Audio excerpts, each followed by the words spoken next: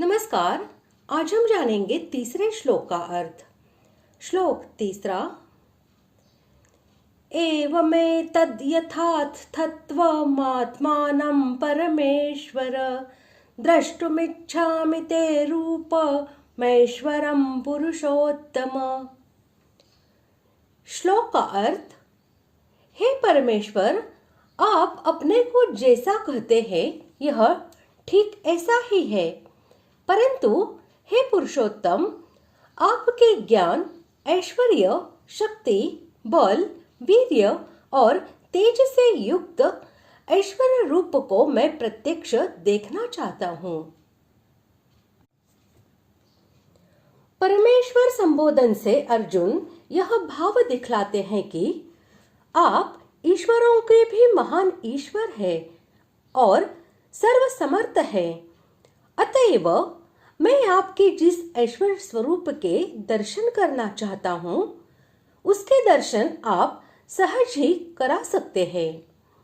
तथा पुरुषोत्तम संबोधन से यह भाव दिखलाते हैं कि आप क्षर और अक्षर दोनों से उत्तम साक्षात भगवान हैं। अतएव मुझ पर दया करके मेरी इच्छा पूर्ण कीजिए।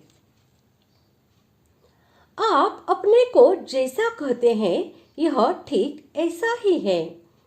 इस कथन से अर्जुन ने यह भाव दिखलाया है कि अपने गुण, प्रभाव, तत्व और ऐश्वर्य का वर्णन करते हुए आपने अपने विषय में जो कुछ कहा है वह पूर्ण रूप से यथार्थ है।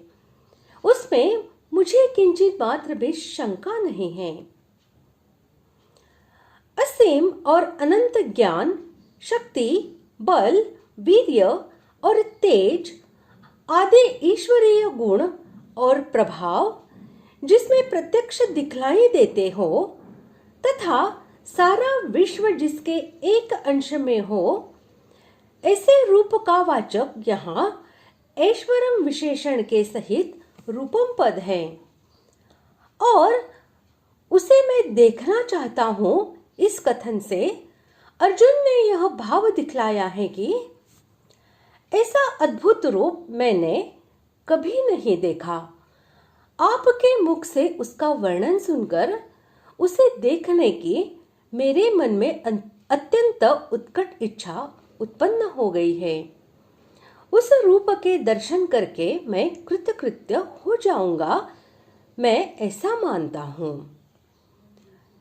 इस प्रकार आज हमने तीसरे श्लोक का अर्थ जान लिया है।